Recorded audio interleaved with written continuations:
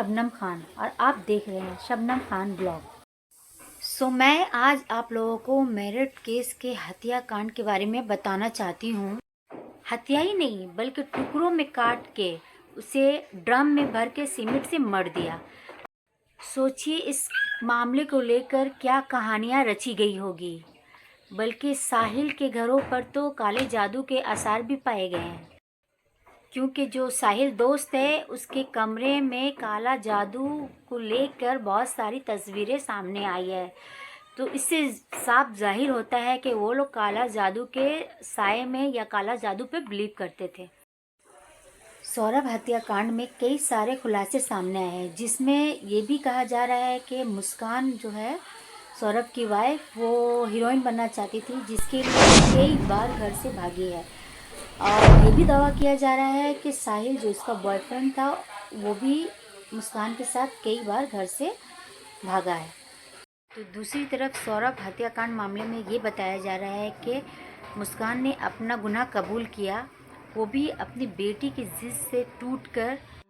मुस्कान की फैमिली का ये दावा है कि मुस्कान अपने पति सौरभ के मर्डर करने के बाद वो अपने बॉयफ्रेंड के साथ कहीं घूमने चले गए और 13 दिन के बाद जब वो वापस आई तो अपनी बेटी की पापा से मिलने की जो चाहत है वो, इस दौरान मुस्कान की बेटी प्यू अपने पिता से मिलने के लिए लगातार रोती रही।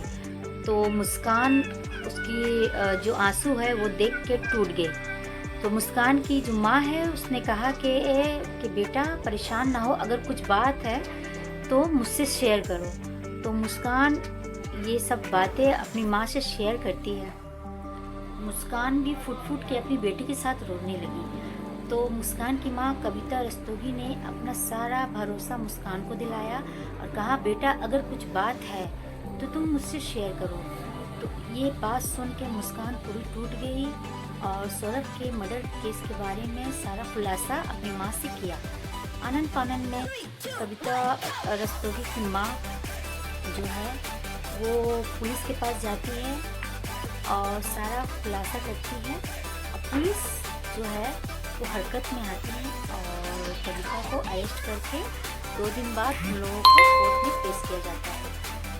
और कोर्ट में जाते ही मुस्कान और उनका जो बॉयफ्रेंड है वो अपना गुनाह कबूल करते हैं। इस पूरे घटनाकांड के बारे में मेरठ के एसपी आयुष विक्रम सिंह ने पूरी जानकारी हमें दी है।